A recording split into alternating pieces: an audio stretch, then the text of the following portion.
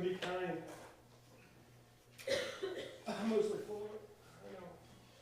This evening, we're going to be looking at the rich man Lazarus. Luke 16:19 through 31. Luke 16:19 through 31.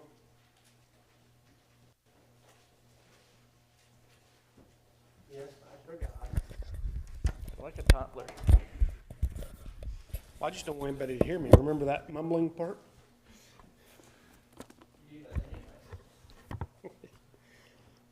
You can start. There was a certain rich man who was clothed in purple and fine linen and fared sumptuously every day. But there was a certain beggar named Lazarus, full of sores, who was laid at his gate.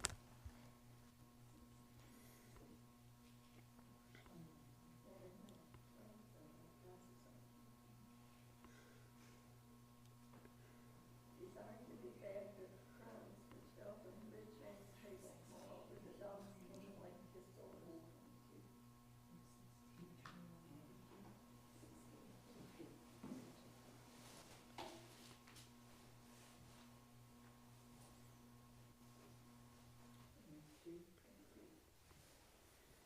And it came to pass that the beggar died, and he was buried by the angels into Adam's bosom. And the rich man also died and was buried. And being enthroned in Hades, and lifted up his eyes, and saw Abraham afar off, and Lazarus in his bosom. And he cried and said, Father Abraham, have mercy on me, and send Lazarus, that he may dip the tip of his finger in water and cool my tongue, for I am tormented in this flame. And beside all this, between us and you there is a great gulf fixed, so that they which would pass from hence to you cannot, neither can they pass to us that would come from thence. But Abraham said, Son, remember that in your lifetime you received your good things, and likewise Lazarus evil things, but now he is comforted and you are tormented.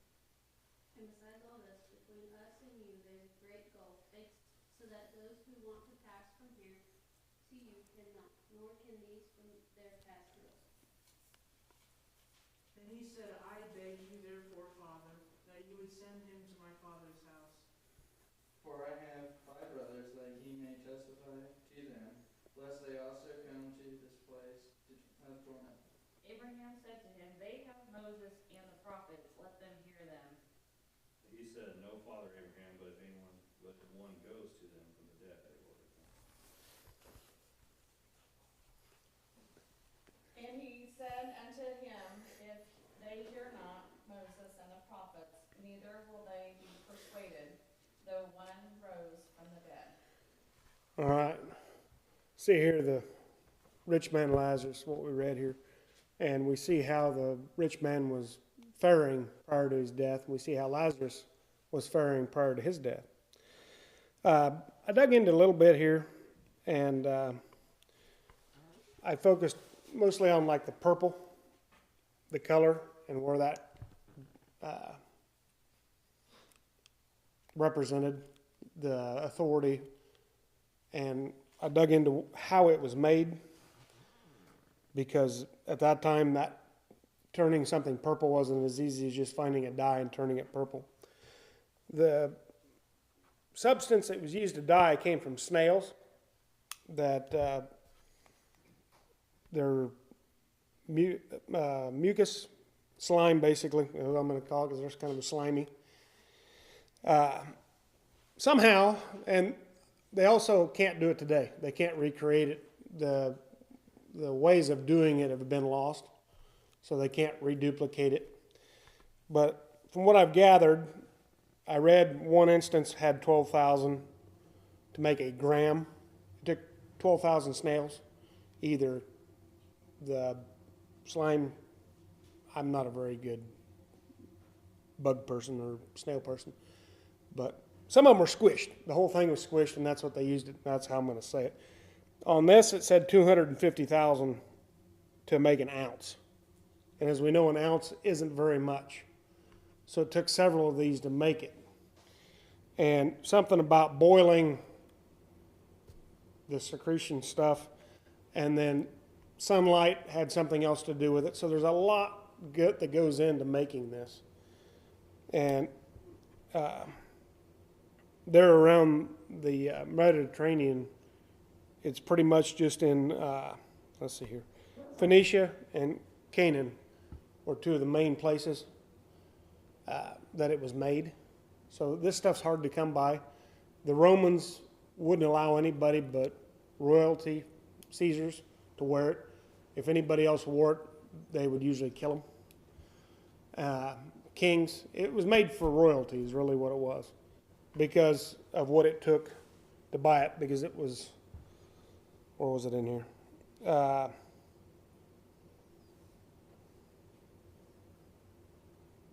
Somewhere I read, I think it must have been online, because I didn't have a whole lot on it, other than enough to make me dangerous.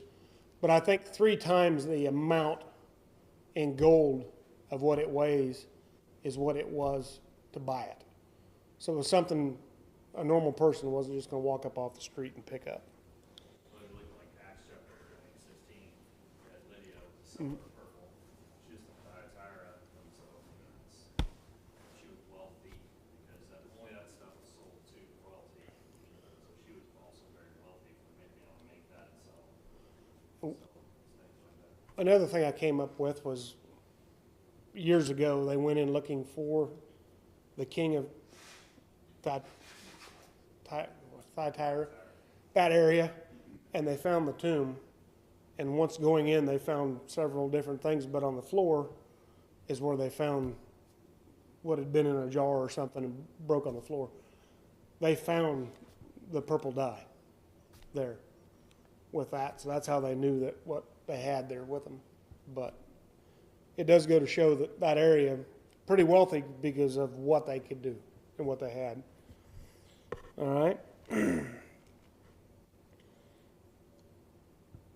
And then also like the linens, everything that the rich man had on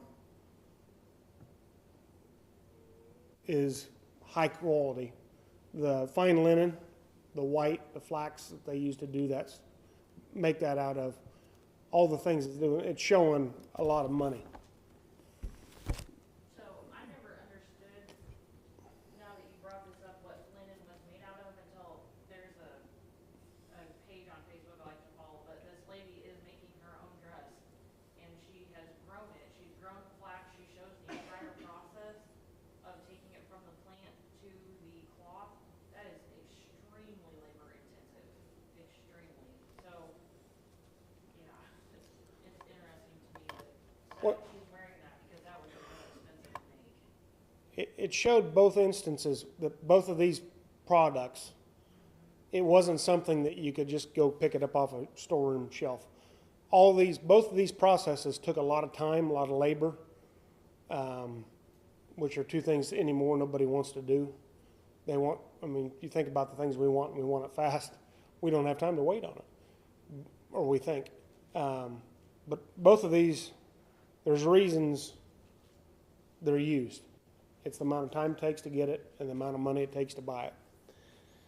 What are the two, we see two different types of a person here.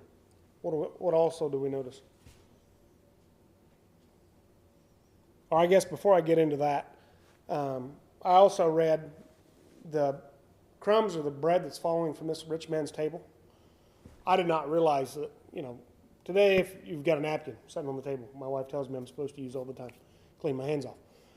They would use bread and use that to clean their hands off, which I thought was kind of different, but that's the first time I'd ever heard or seen that. So I thought I'd bring that out because I didn't know that.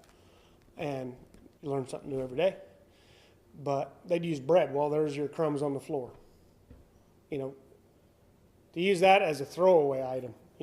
We think of bread today. Holly brought bread this evening. And I'm not dropping it on the floor. And if I drop it on the floor, more likely I'm going to go after it.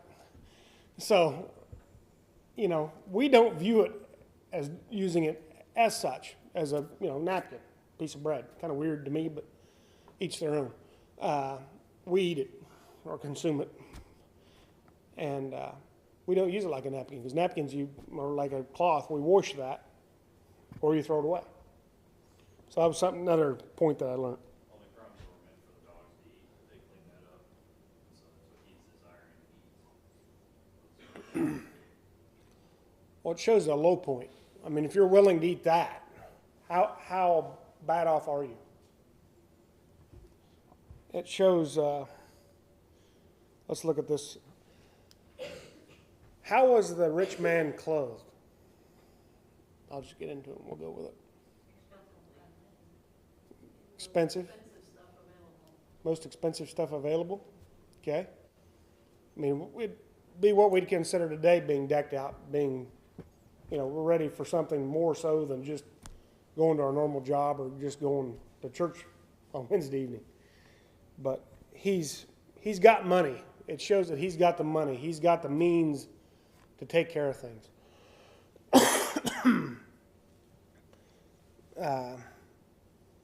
How did he eat? Did he have enough?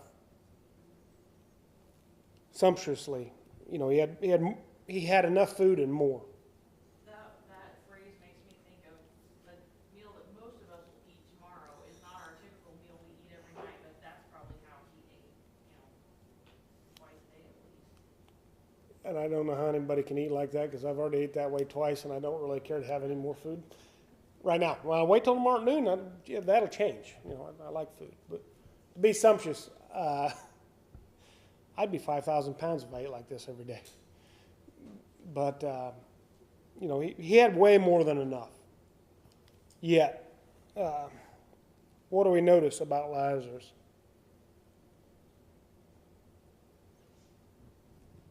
Which I just answered one of the questions. But what was his condition, or how was his state of life?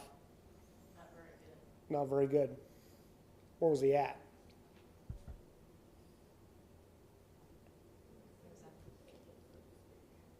The what? Under the table? At the gate? It's be like laying out here along the street. I was just flipping through various translations, and the Young's Literal says on his porch, which is, you think of a gate as being some distance from the front door, but the literal is on the porch, and Yeah. that's a bit closer. You gotta trip over the guy to get home. Yeah. He's close enough that it's not something you can just, well, I see he's over here today, I'm going to go around this way to go home. It's you see a guy panhandling at a stoplight, to me, is kind of the way I'm going to put it. And you drive up there and you see him, and tomorrow he'll be there again, and the next day, so a person veers off so you don't have to see it.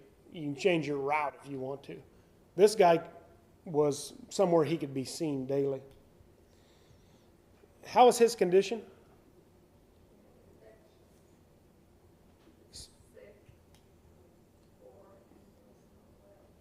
He was not well. He had full of sores. What did he desire to eat? Was he asking for a lot? No. To eat the crumbs, like Eric said, it was for the dogs clean that up. And that's all this guy wants. He's not asking for a lot. You would have to think he would know that he was getting ignored by the state of life he was in and things he was seeing from day to day.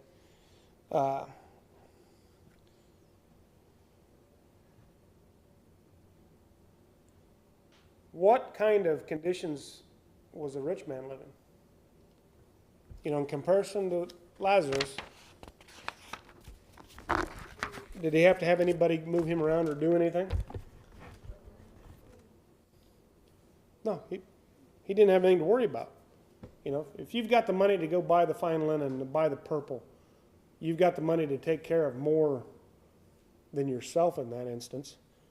And if somebody is just wanting crumbs, a person you would think, if somebody comes up to us, what do?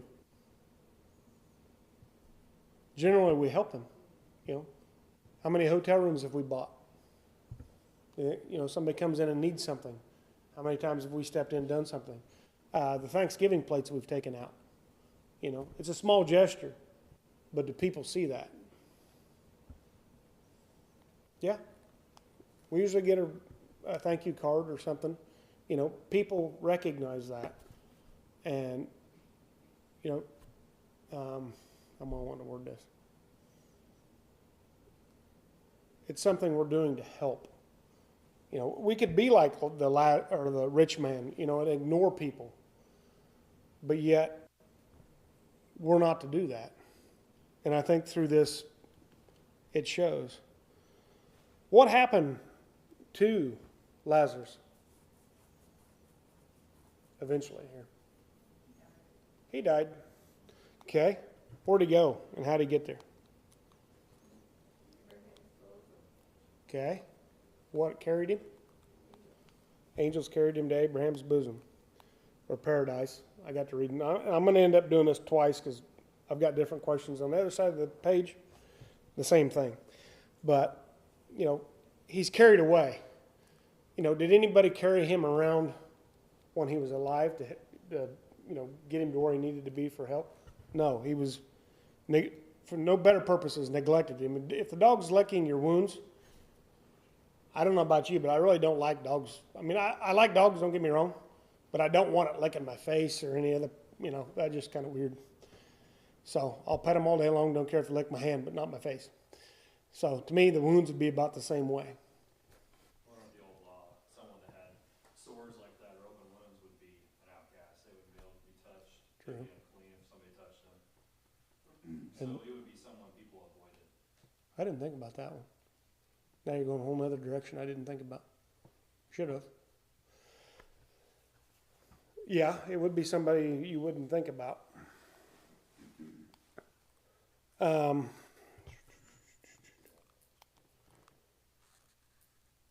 What happened to the rich man? He died. So they both here showed that they died. You know, Lazarus and the things he had to suffer through, and the rich man and the things he didn't have to suffer through. So you see two different lives there. But what happened to what was the difference between the rich man and Lazarus when he died? The rich man gets buried and Lazarus is carried away by the angels, which sort of implies that he didn't get buried. Maybe he was tossed out on the, you know, nasty, at the dump outside the city walls. Kicked out to the curb, that type of. And then he died. Where'd he end up going to after he died? Hades. You know, was it nice in Hades for him? No, we see here the rich man didn't fare as well when he hit Hades. Do you think him having nothing to do with the sick or poor Lazarus? You know, I'll back up here. I think I want to read something else real quick. Somebody want to read me Luke 16:13, I believe. No servant can serve two masters, for either he will hate the one and love the other, or else he will be loyal to one and despise the other. You cannot serve God and mammon. Okay, so we can't follow man. Mammon can be several different things there, but we can't follow our own greed or follow God. Because if we're following God, we'll receive the things that we need from Him. But if we follow our own will, we're going to see what happened to that rich man. Because really, he's following his own will. He's not helping anybody throughout his life there. And that shows. All right. What was the torment like for that rich man? Did his wealth buy him out of that? So money doesn't get you anywhere. When you're dead, you're not taking it with you, as it shows here. So, I don't know about anybody else, but, you know, I play with fire, burn brush piles, burn this, burn that, doesn't really matter. Play with gas, you're going to get burnt. Been there, done that. Propane, same way. I don't like to get burnt, okay? I can't imagine being in a place that the torment is that bad, the burning sensation. Mind you, what else is that supposed to be? What I have a problem with was if God's not there, there's no light. How did he see Abraham and Lazarus? You know, if you think about it from us, I understand the description here and what it stands for. But if you think about it, if there's no light, you know, you're not going to see anything, but the torment will be there. You know, how often do we like to go out here in the dark, run around the dark, especially once you get older? I'm not even going to make fun of the old side. I'll be in here in the middle. You know, I traipse around the yard and I step in a hole, twist an ankle, twist a knee, run into something about shin height, you know, catch your knee on something. It is not very pleasant. You know, internal torment, you know, burning sensation, just discomfort, you know. Several of us know what, when your back hurts, what the rest of you feels like. You know, I can't imagine going through that pain day after day after day. But the rich man was in this kind of a torment. He was not having a good time. What did he ask Abraham to do?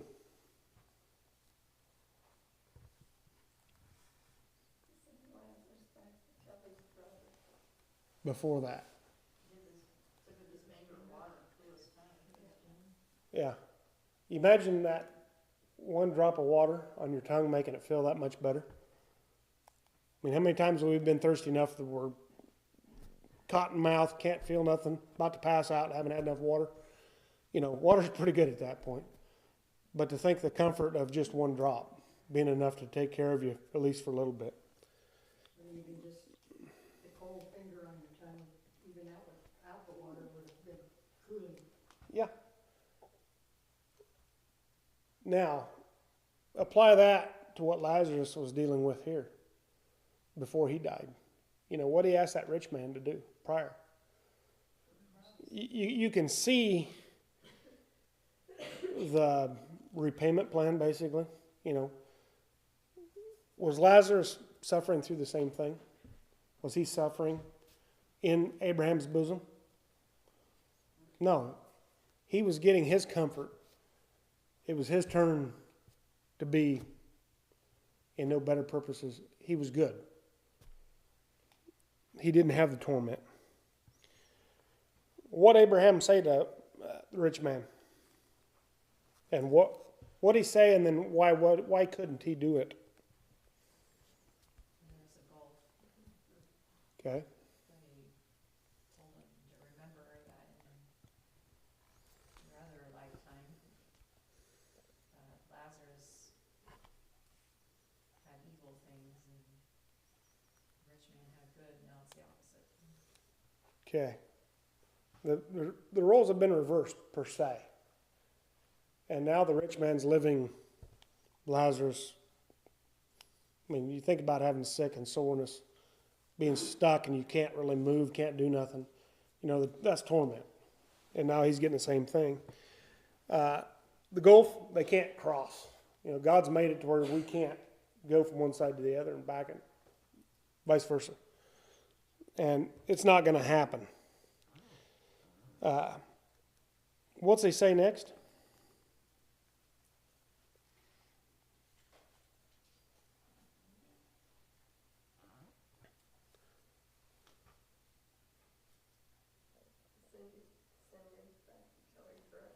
Send him back, and so because Lazarus, they had known Lazarus had died. I mean, he's understanding this, and he's wanting to send Lazarus back. What do we notice with sending somebody back from the dead? We can't, for one. What do we see with Jesus coming back from dead? Some people still didn't believe. You know, and if they don't believe that, you know, Christ wasn't just some man that was here. If they do not believe him, who are they going to believe? You know, we've got the word in front of us, right? Well, the rich man's brothers had Moses and the prophets, which to me was the word, the scrolls and things that they had at that time. And if they've got that and won't listen to it, if they've got the law and won't listen to it, what good is it going to be to send somebody from the dead, like he said? Is that going to do a whole lot for anybody? No.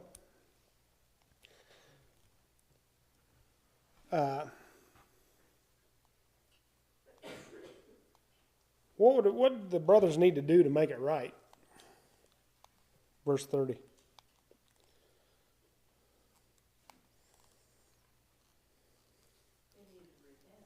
They need to repent. You know, I think at the end of the day, this is kind of a sad story. If you look at it, you kind of really dig into it a lot. And you can make so many applications to the day. You know, if we live sumptuously, if we're doing well, and then we never do anything to help anybody, or we ignore everything, we just kind of go by life day by day and never pay attention to anything, what are we doing? You know, we can think we're doing right, but if we're not, what happens? This ties a lot in with Matthew 25, because you believe Matthew 25, Jesus talks about, he starts with the 10, talking about the 10, are you going to go there? Sorry. Oh, no, you're fine. Go ahead. Go ahead. You're there. Hit it. We'll go there next. Talking about the 10 virgins and not being prepared, and then he talks about the good works we're supposed to do. He's not talking to non-Christians. He's talking to followers of God. He's talking about the future Christian. I'll read it here. On the one I was going to read, I want is a couple. Matthew 25:34, I'll start there. Then the king will say to those on his right hand, come, you blessed of my Father, inherit the kingdom prepared for you and from the foundations of the world. Those that have followed, those that have listened, you know, things were prepared, things are readied. You know, this Lazarus, sore and sick, things have been prepared for him. We want to make sure we pay attention to things like this. That's one of the stops. You stop and think about it for a second. It's like, you know, maybe I should be paying attention. All right. Let's see here. Where am I at? Lost my spot.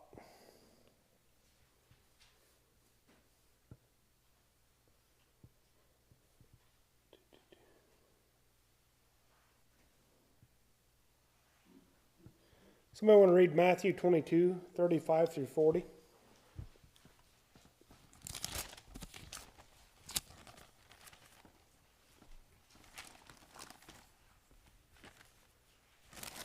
one of them, a lawyer, asked him a question, testing him and saying, Teacher, which is the great commandment in the law? Jesus said to him, you shall love the Lord your God with all your heart, with all your soul, and with all your mind.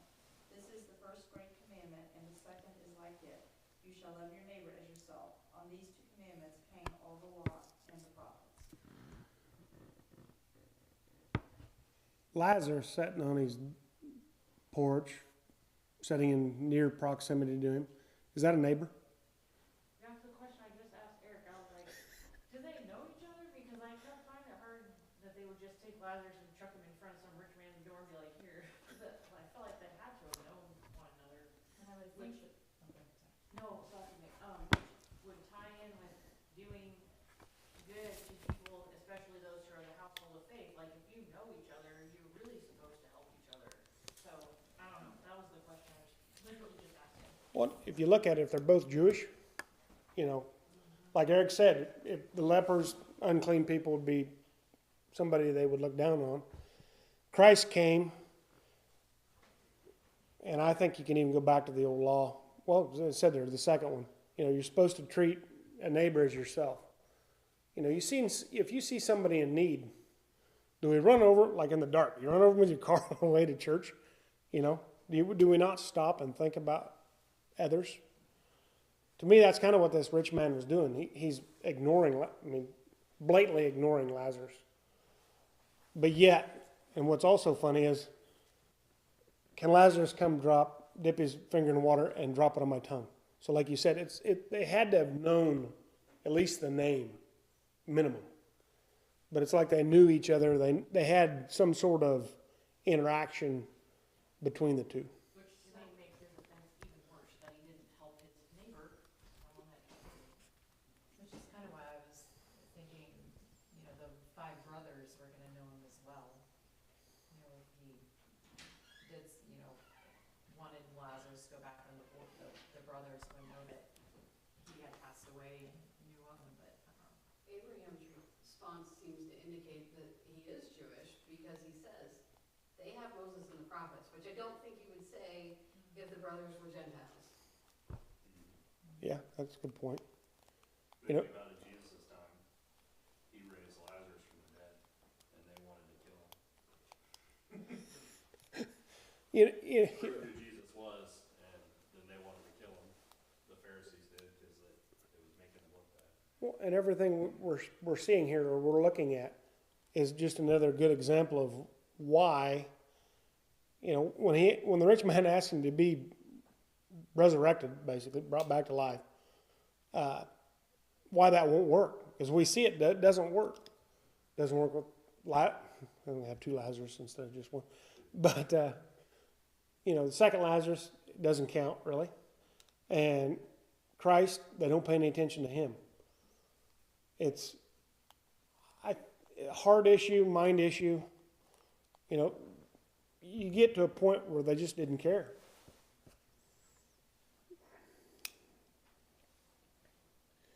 Somebody want to read Micah 6:8, please? Micah 6:8.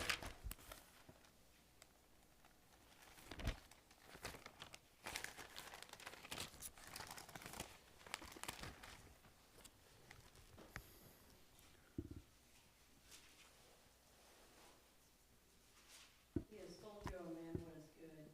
And what does the Lord require of you, but to do justice, to love kindness, and to walk humbly with your God? They had Moses and the law, right? Well, you'd have thought they'd have had that. How are we supposed to act towards each other? None of this has really changed that much on the way we should do things. One person to the next. We see in here to do justly. You see somebody in Lazarus' condition, that close to you, somebody you know, and to do it justly, and to love mercy, and then to be humble before God. If we would have had, if anybody has the means that the rich man had, which it shows that he had enough to help and didn't. What kind of mercy does he have when he was living? But then you stop and think about that. Okay, he didn't have any. He wasn't showing mercy. He wasn't showing love or kindness towards him. What he asked for his brothers? He asked for mercy. Yeah, he asked for the exact same things that Lazarus was wanting prior to that for his brothers. Now, I'll give him that. He didn't ask for it for him. Well, no, I can't really say that, because he was wanting mercy for his tongue on the very front end, but at least he was trying to get his brothers help. But as we see, that didn't end well for him.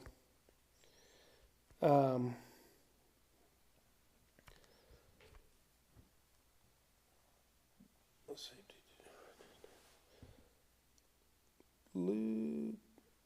Luke 23:43.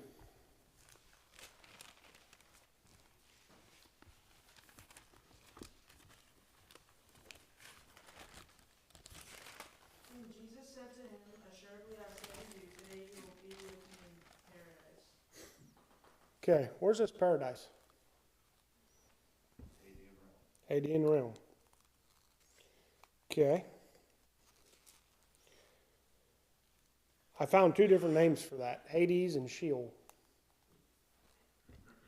Coexist. Sheol was the Hebrew and Hades was Greek. Now, if you look that up on your phone, you're going to end up with a whole lot of whatever gods.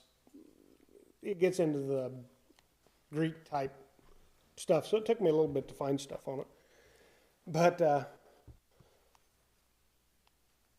far as the Gulf, you can't go from good to bad. It's like having a good side of town and a bad side of town, interstate in the middle. Unfortunately, you can get across an interstate going back and forth, but here, there was no way for the rich man to get back across this Gulf. He didn't have the capacity. Nobody has the capacity to go back and forth.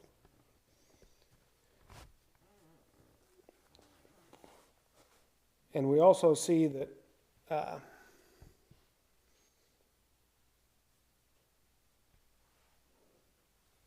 not everybody is dumped into Hades, per se, in the torment. The hard part for me to wrap my head around is the paradise and the torment, when you use the one word for both. A lot of it, as you can see with this rich man Lazarus, it depends on what you did right and what you did wrong, on where you land. Let's read 2 Peter 2:4. 2 Peter 2:4. For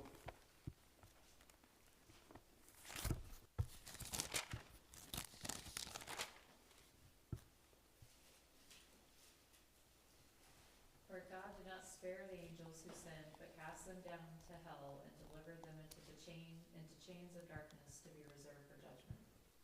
This is where I get the darkness. You can't see anything. You're scraping around in the dark. Angels don't even have what I'd call a get out of jail free card. If we're not following God's will, if we've had the law given to us and we're not following it, we're not any better than the angels that are getting chained and held until judgment.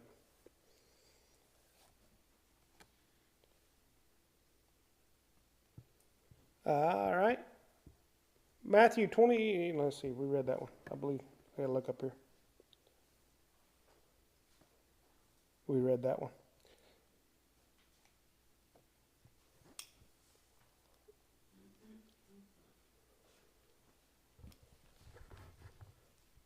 How was Lazarus blessed?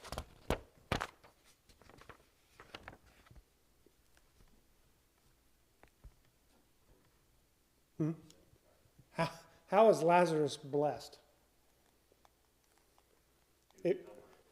He was comforted. You look at the way he lived, would we have thought he was blessed? By what he suffered through? You look at something like that, it's like, man, that'd be a rough way to go. Have we had bad days where things don't work, everything breaks, you touch? You look at something or breathe on it, it falls apart. Tried putting a Malibu back together. All they did was kick me in the teeth. But do we let that stop us, or do we stop, doing what we should just because something isn't working? Appearances can be deceiving. Very good. On the outside we can look one way, and the inside we're a whole nother, right? Okay, I'll go with that.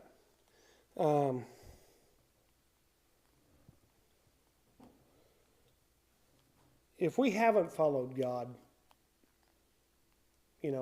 there's a lot of things we look at and you kind of blow off. But I think in this few verses, we see a lot of this is what's going to happen, and we can actually apply it, but how many people don't? If you stop and think about it for a second, do we fear what God's capable of? We should. Do people fear what God is capable of? No. I think people see it, as a day to day and everything's going good. Do I care what God's doing? Or do I just go out and live my life like this rich man? He's just skating along, everything's working fine. But at the end of the day, can that get me in trouble? or lead me astray. Yeah. You know, because if I'm not having any challenges, if I'm not getting hit with something, what does that mean? Not all the time, but what could that mean? You're not trying. You're not, what do I want to say, shining, or you're not, you know, if you're not different than everybody else. If you look the same, if a duck's a duck and it quacks, it squawks, and makes all kinds of racket, that's a duck. And if we look like that, how often do things, you stop and at least look at it? You know, if something's making noise, do we stop and look? If we're not making noise, does anybody stop and look? You look at it from that point of view. You know, if we're not saying something, or if we're not acting weird in comparison to what everybody else thinks is normal, are we doing something? Are we doing anything? All right.